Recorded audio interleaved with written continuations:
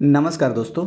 तो हम पर्यावरण से संबंधित जो विगत वर्षों के यूपीपीसीएस में आए हुए प्रश्न हैं उसका अवलोकन और विश्लेषण कर रहे थे। इस कड़ी में 2012 के सारे प्रश्नों का हमने विश्लेषण अवलोकन दोनों काम कर लिया है। अब 2013 का देखते हैं। पारिस्थितिकी तंत्र के जैविक घटकों में कौन उत्पादक घटक है? तो हरे पौधे जो होते हैं वो पारिस्थितिकी तंत्र के जैविक घटकों में उत्पादक घटक के रूप में कार्य करते हैं। तो विकल्प डी इसका सही आंसर है। थोड़ा सा व्याख्या देखते हैं, 2 पॉइंट है इसमें। हरे पौधे सूर्य के प्रकाश का उपयोग करके प्रकाश संश्लेषण विधि द्वारा अपना आहार स्वयं निर्मित करते हैं। इस प्रकार के पौधे को स्वपोषित यानी कि ऑटोट्रॉफ्स भी कहा जाता है। नेक्स्ट पॉइंट है कि हरे पौधे मानव सहित समस्त जंतुओं के लिए प्रत्यक्ष अथवा अप्रत्यक्ष रूप से आहार एवं ऊर्जा की आपूर्ति के प्रमुख स्रोत होते हैं। तो इस तरीके से यह स्पष्ट हो गया कि हरे पौधे जो होते हैं वो उत्पादक घटक होते हैं। किस चीज़ के? पारिस्थितिकी तंत्र के। नेक्स्ट है कथन और कारण। मरुस्थल शाश्वत ऊर्जा उत्पादन के प्रभावकारी स्रोत हो सकते हैं। तो कथन इसका सही है। कारण है इसके पीछे, जितनी ऊर्जा मानव जाति एक वर्ष में उपभोग करती है उससे अधिक ऊर्जा मरुस्थल 6 घंटों में सूर्य से प्राप्त कर लेते हैं। तो कथन और कारण दोनों सही है, साथ ही साथ व्याख्या भी करते हैं, इसलिए विकल्प ए इसका सही आंसर है। गौर करने वाली बात ये थी कि ये क्वेश्चन बहुत ही नए तरीके का बहुत ही महत्वपूर्ण क्वेश्चन है, इसलिए इसका व्याख्या भी देख लेते हैं। जर्मन वैज्ञानिक डॉक्टर गेरहार्ड नाइस के अनुसार मानव जाति जितनी ऊर्जा एक वर्ष में उपभोग करती है उससे अधिक ऊर्जा विश्व के मरुस्थल मात्र 6 घंटों में ही प्राप्त कर लेते हैं। अतः मरुस्थल सतत ऊर्जा उत्पादन के प्रभावकारी स्रोत हो सकते हैं, इसलिए कथन और कारण दोनों सही हैं। नेक्स्ट क्वेश्चन है, निम्नलिखित में से कौन सा गैस समूह ग्रीन हाउस प्रभाव में योगदान देता है?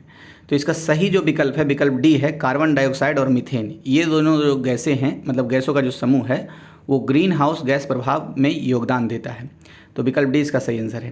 अच्छा, इसमें गौर करने वाली बात ये थी कि यही सेम क्वेश्चन एक तरीके से थोड़ा बहुत परिवर्तन के साथ 2012 वाले में भी था। तो मतलब इससे मैं ये बताना चाह रहा हूँ कि 2012 के बहुत सारे ऐसे क्वेश्चंस हैं, जैसे इसमें आपको 3-4 ऐसे क्वेश्चन मिलेंगे जो 2013 में आए हुए हैं। तो इस दृष्टि से निष्कर्ष निकाला जा सकता है कि 2020 में जो प्रश्न आए हैं उसमें से कुछ प्रश्न जरूर है कि 2021 में आएंगे। तो जैसे कि यही प्रश्न है। अच्छा, तो कार्बन डाइऑक्साइड और मीथेन जो है ये ऐसा गैस का समूह है उपलब्ध विकल्पों में से जो ग्रीन हाउस प्रभाव पैदा करता है। अब थोड़ा सा पुनः स्मरण ये हम कर लें कि ग्रीन हाउस प्रभाव क्या होता है। तो ग्रीन हाउस गैस क्या होता है? तो जो गैस वैसे गैस के समूह जो ग्रह के वातावरण पर मतलब पृथ्वी ग्रह का वातावरण में परिवर्तन करता हो और पृथ्वी के भूमंडलीय ऊष्मन के लिए भी उत्तरदायी हो, तो उसे ग्रीन हाउस गैस कहते हैं। जैसे कि कार्बन डाइऑक्साइड और मीथेन, ये दोनों ऐसे गैस हैं जो वातावरण में परिवर्तन भी करते हैं और भूमंडलीय ऊष्मन में वृद्धि भी करते हैं। तो वही चीज़ यहाँ पर लिखा हुआ है कि ग्रीन हाउस प्रभाव में सर्वाधिक योगदान देने वाली प्रमुख गैसें इस प्रकार हैं।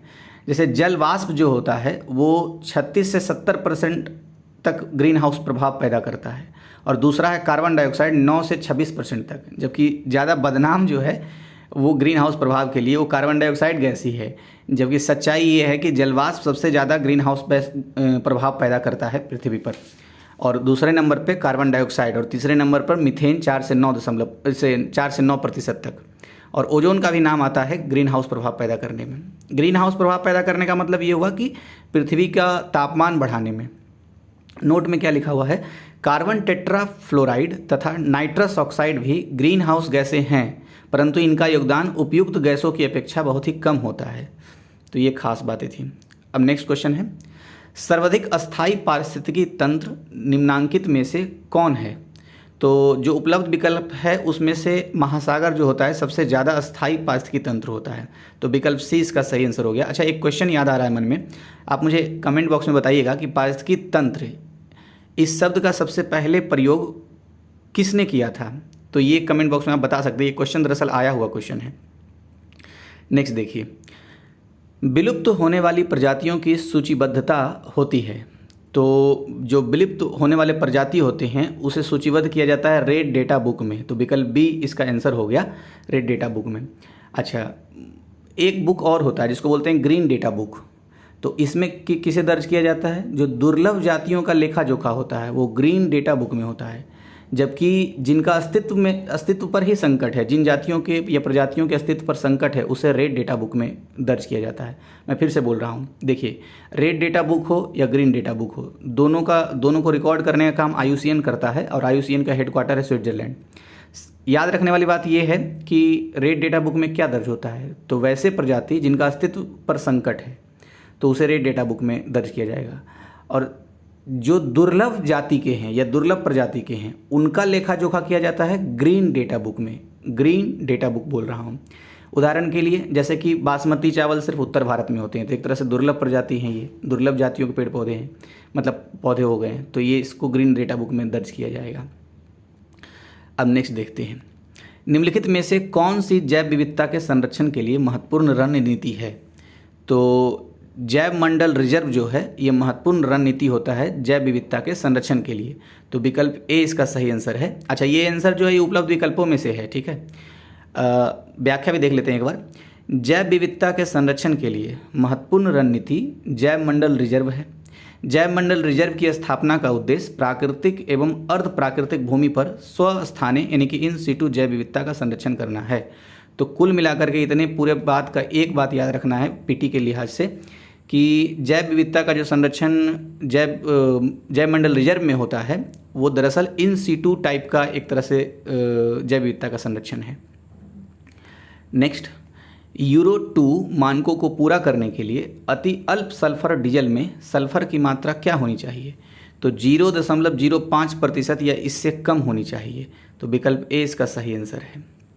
वही बात व्याख्या में लिखा हुआ है, मैं पढ़ देता हूँ फिर से तो इससे रिवीजन हो जाएगा कि यूरो 2 मानकों को पूरा करने के लिए अति अल्प सल्फर डीजल में सल्फर की मात्रा 0.05% या इससे कम होनी चाहिए। नेक्स्ट क्वेश्चन, जलवायु परिवर्तन का कारण है। तो जलवायु परिवर्तन का कारण क्या है? ग्रीन हाउस गैसें हैं, ओजोन परत का क्षरण है और प्रदूषण है। ये जो तीनों उपलब्ध ये दिए गए विकल्प हैं, ये तीनों कारण जो है जिसके कारण जलवायु में परिवर्तन होता है, तो विकल्प डी इसका सही आंसर हो गया। और ग्रीन हाउस गैसें इसमें है। एक अभी हमने पढ़ा था ग्रीन हाउस प्रभाव, तो सबसे ज़्यादा ग्रीन हाउस प्रभाव क्या कौन पैदा करता है? तो जलवाष्प पैदा करता है, ये अभी हमने पढ़ा था। नेक्स्ट, निम्नलिखित में से कौन पदार्थ सार्वत्रिक तापन उत्पन्न करने में योगदान नहीं करता है? तो मीथेन, सार्वत्रिक का मतलब सभी जगह, तो मीथेन ऐसा पदार्थ है जो सभी जगह तापन उत्पन्न करता है। कार्बन डाइऑक्साइड भी सभी जगह तापन उत्पन्न करना है, तापन मतलब तापमान बढ़ाता है, और जलवाष्प भी बढ़ाता है। अभी हमने देखा था कि जलवाष्प सबसे ज़्यादा ग्रीन हाउस प्रभाव पैदा करता है, यानी कि तापमान बढ़ाता है 36 से 70%। दूसरा स्थान आता है कार्बन डाइऑक्साइड का, जबकि बदनाम सबसे ज़्यादा होता है कार्बन डाइऑक्साइड। हालांकि 36 से 70% तक जलवाष्प तापमान बढ़ाता है और 9 से 26% तक कार्बन डाइऑक्साइड, और तीसरा नाम आता है मीथेन का 4 से 9% तक। जबकि सल्फर तथा नाइट्रोजन के ऑक्साइड जो होते हैं वो सभी जगह तापमान बढ़ाने में उतनी भूमिका नहीं निभाते हैं जितने कि अन्य विकल्पों की जो भूमिका होती है। व्याख्या में भी वही बात लिखा हुआ है कि सल्फर तथा नाइट्रोजन के ऑक्साइड सार्वत्रिक तापन यानी ग्लोबल वार्मिंग में योगदान नहीं करते, जबकि मीथेन, कार्बन डाइऑक्साइड एवं जलवाष्प इसमें योगदान करते हैं। ध्यान रखना है कि जलवाष्प सबसे ज़्यादा योगदान करता है। नेक्स्ट, निम्नलिखित में से कौन सी एजेंडा 21 की सही परिभाषा है? तो विकल्प सी में जो दिया गया है वो सही परिभाषा है। यह 21वीं सदी में विश्व पर्यावरण संरक्षण हेतु एक कार्य योजना है, तो विकल्प सी इसका सही आंसर हो गया। थोड़ा सा व्याख्या देख लेते हैं क्योंकि इसमें 1-2 पॉइंट और मिलेंगे। एजेंडा 21 सतत विकास के संदर्भ में संयुक्त राष्ट्र की गैरबद्ध यानी कि स्वैच्छिक कार्य योजना है। एक प्रकार का स्वैच्छिक मतलब कोई बाध्यकारी नहीं होगा। एजेंडा 21 कोई भी देश अपनाए स्वैच्छिक तरीके से अपना सकता है, किसी पे थोपा नहीं जाएगा। इसका उद्देश्य 21वीं सदी में विश्व पर्यावरण को संरक्षित करना है। यह कार्य योजना वर्ष 1992 में ब्राज़ील के रियो डी जेनेरियो में संपन्न पर्यावरण एवं विकास पर संयुक्त राष्ट्र सम्मेलन, जिसको UNCD भी कहते हैं, के दौरान सृजित की गई थी। तो मतलब 2 पॉइंट हुआ। एजेंडा 21 जो है ये स्वैच्छिक कार्य योजना है। दूसरा, 1992 में जो ब्राज़ील के रियो डी जेनेरियो में जो सम्मेलन हुआ था एक तरीके से पर्यावरण एवं विकास पर संयुक्त राष्ट्र सम्मेलन, उसी के दौरान इसको सृजित किया गया और दुनिया के सामने लाया गया था। किसको? एजेंडा 21 को। नेक्स्ट क्वेश्चन, इको मार्क योजना अच्छा, ध्यान से देखिएगा, ये क्वेश्चंस भी अपने दूसरे रूप में, मतलब उस क्वेश्चन यही था, क्वेश्चन और आंसर को मिला करके फिर इसको बनाया गया है 2012 के ही क्वेश्चन को। तो ये दूसरा ऐसा क्वेश्चन मिल रहा है जो 2012 वाले ही सेम क्वेश्चन है। क्या है क्वेश्चन? इको मार्क योजना 1991 में उपभोक्ताओं को ऐसे उत्पादों को खरीदने के लिए प्रोत्साहित करने हेतु आरंभ की गई जिनका पर्यावरणीय प्रभाव कम हानिकारक हो। निम्नलिखित उपभोक्ता उत्पादों में से कौन सा इस योजना के अंतर्गत अधिसूचित नहीं है? तो जिसने इस क्वेश्चन को, मतलब इससे संबंधित जो क्वेश्चन 2012 में थे, आपने वीडियो देखा है तो आपको जरूर पता चल गया होगा, उसको उसके थ्री डायमेंशन में उसको अच्छे से रिसर्च किया होगा तो वो उसको 2013 में बन गया होगा। तो इसलिए देख लीजिए, प्रीवियस ईयर बहुत महत्वपूर्ण होता है। वैसे इसका आंसर डी है, औषधीय एवं प्रतिजैविकी। तो ये इसके लिए इको मार्क नहीं दिया जाता है, जबकि साबुन एवं अपमार्जक के लिए दिया जाता है, कागज एवं प्लास्टिक के लिए दिया जाता है, सौंदर्य प्रसाधन एवं एरोसॉल के लिए दिया जाता है। ये क्या दिया जाता है? इको मार्क दिया जाता है। कब से दिया जा रहा है? 1991 से दिया जा रहा है। कौन इसकी सर्टिफाइंग एजेंसी होती है इको मार्क की? तो BIS, मतलब ब्यूरो ऑफ इंडियन स्टैंडर्ड, ये इसकी सर्टिफाइंग एजेंसी है। किसकी? इको मार्क की। अच्छा, कभी कभी ये क्वेश्चन पूछ लेता है कि इको मार्क का चिन्ह क्या होता है? तो मिट्टी के घड़े जैसा चिन्ह है इको मार्क का, याद रखना है। अच्छा, अब जैसे साबुन, अपमार्जक, कागज, प्लास्टिक, सौंदर्य प्रसाधन और एरोसॉल तो हो ही गया जिसको मिलता है इको मार्क, लेकिन कितने ऐसे कैटेगरी हैं जिसको इको मार्क मिलता है? तो 17 कैटेगरी में उत्पादों को इको मार्क दिया जाता है। ठीक है, ये बात हमने पिछले वाले वीडियो में भी देखा था। नेक्स्ट क्वेश्चन, वही चीज़, सारी चीज़ें लिखा हुआ है, इसमें कोई खास चीज़ें नहीं है, फिर भी मैं पढ़ देता हूँ, रिवीजन जैसा ही हो जाएगा। इको मार्क योजना 1991 के तहत साबुन, अपमार्जक, कागज, प्लास्टिक, सौंदर्य प्रसाधन एवं एरोसॉल अधिसूचित है। इन उत्पादों में औषधियों एवं प्रतिजैविक अधिसूचित नहीं है। तो औषधि और प्रतिजैविक को नहीं मिल दिया जाता है, और कुल मिलाकर 17 कैटेगरी में उत्पादों को दिया जाता है। कब से दिया जा रहा है? 1991 से। नेक्स्ट क्वेश्चन, निम्नलिखित में से कौन सा वायु प्रदूषण का एक जैव सूचक है? तो देखिए, ये भी रिपीटेड क्वेश्चन है, तो तीसरा ऐसा क्वेश्चन मिल गया अभी हमें। उस समय घुमा के पूछा था, अभी ऑप्शन से क्वेश्चन बना दिया और क्वेश्चन से ऑप्शन था वहाँ पर। तो वायु प्रदूषण का जो सूचक होता है वो लाइकेन होता है। तो अभी इसको देख लेते हैं। लाइकेन के बारे में हमने पिछले वीडियो में पढ़ा था कि लाइकेन के शरीर का निर्माण जो होता है वो कवक और शैवाल से होता है। तो एक पॉइंट तो ये हो गया। दूसरा पॉइंट हमने ये देखा था लाइकेन के बारे में कि लाइकेन एक तरह का एग्जाम्पल है किस चीज़ का? सिम्बायोसिस का, मतलब कि सहजीविता का। एक सहजीविता का मतलब होता है जियो और जीने दो, मतलब एक दो व्यक्ति का जीवन एक दूसरे की सहायता से होता है, जैसे कि शैवाल और कवक का। तभी तो कह रहे हैं ना कि लाइकेन के शरीर का जो निर्माण होता है वो शैवाल और कवक से होता है। तो 2 पॉइंट हो गया। तीसरा पॉइंट ये है, चूँकि ये वायु प्रदूषण का एक जैव सूचक होता है लाइकेन, इसलिए नगर के आसपास ये नहीं पाया जाएगा, क्योंकि सामान्य तौर पर यही माना जाता है कि नगरों के आसपास वायु प्रदूषण ज़्यादा होता है, क्योंकि गाड़ी मोटर ज़्यादा होता है तो उससे उत्सर्जित होती है जो चीज़ें, इसके कारण।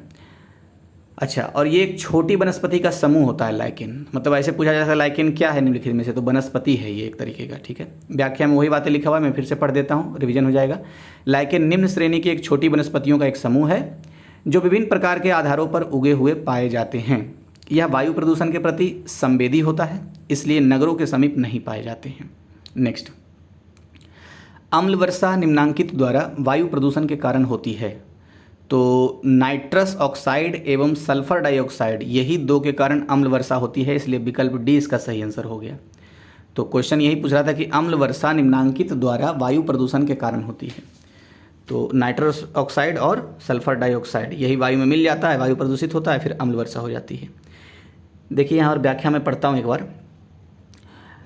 ऑक्सीजन और बादल के जल के साथ रासायनिक अभिक्रिया कर क्रमशः सल्फ्यूरिक अम्ल तथा नाइट्रिक अम्ल बनाकर वर्षा के साथ पृथ्वी पर गिरती है। यही दरअसल क्या होता है? अम्लीय वर्षा होता है। नेक्स्ट, निम्नलिखित युग्मों में से कौन सा एक सही सुमेलित है? तो जो सही सुमेलित है उसकी पहचान करनी है। तो बायोस्फीयर रिजर्व जो है, अच्छा देखिए, अब इसमें दरअसल है क्या, इस शब्द पूछा हुआ है। तो बायोस्फीयर रिजर्व जो शब्द है सबसे पहले एडवर्ड सुएस ने दिया था, तो विकल्प ए इसका सही आंसर है। 3 बातें लगभग सबको पता होता है, क्या कि इकोलॉजी शब्द सबसे पहले किसने दिया? तो अर्नेस्ट हैकल ने दिया था 1869 में। वो OEKOLOGI ओक्योलॉजी के रूप में बोला था इकोलॉजी को। फिर से बोलता हूँ, मतलब इस क्वेश्चन का आंसर तो हो गया कि विकल्प नंबर ए इसका आंसर है। बायोस्फीयर रिजर्व जो शब्द है सबसे पहले एडवर्ड सुएस ने दिया था। अब जो बचे हुए विकल्प हैं उसका मैं विश्लेषण कर रहा हूँ, मतलब उसका अवलोकन कर रहा हूँ। तो इकोलॉजी शब्द सबसे पहले किसने दिया था? अर्नेस्ट हैकल ने। कब? 1869 में। लेकिन इकोलॉजी के रूप में नहीं, ओइकोलॉजी के रूप में दिया था। OEKOLOGIE। कभी कभी मीनिंग भी ऐसे दे देता है 4-5 घुमा फिरा करके और बोलेगा इसमें से कौन सही है, जिसको इकोलॉजी के रूप में सबसे पहले दिया गया था। तो अर्नेस्ट हैकल 1869 में इकोलॉजी शब्द को पहले दिया। अच्छा, इकोसिस्टम शब्द को सबसे पहले किसने दिया था? तो AG टांसले ने दिया था। जैव विविधता शब्द को सबसे पहले किसने दिया? तो WG रोजन ने दिया था 1985 ईस्वी में। और फिर 1988 में नॉर्मन मायर्स ने हॉट स्पॉट जैसे शब्दों का प्रयोग किया था सबसे पहले। ये जब जब आएगा तो मैं बोलता रहूँगा, आप सिर्फ वीडियो देखते रहिए।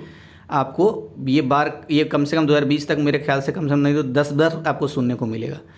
अब नेक्स्ट देखते हैं। वही व्याख्या में लिखा हुआ है, बायोस्फीयर रिजर्व शब्द का प्रयोग सर्वप्रथम एडवर्ड सुएस ने किया था। नेक्स्ट क्वेश्चन, यूरो उत्सर्जन नियम उत्सर्जन के मानक हैं और ये एक वाहन से उत्सर्जन के लिए सीमा निर्धारित करने के पैकेज प्रदर्शित करते हैं। निम्नलिखित गैसों में कौन इसके अंतर्गत आच्छादित है? तो हाइड्रोकार्बन भी आच्छादित है, कार्बन मोनोऑक्साइड भी आच्छादित है और नाइट्रोजन ऑक्साइड भी आच्छादित है। तो ये सब आच्छादित है, इसलिए विकल्प डी इसका सही आंसर है। कार्बन मोनोऑक्साइड से याद आ रहा है, एक विकल्प के रूप में 2012 वाले क्वेश्चन में था कि कार्बन मोनोऑक्साइड हमारे किस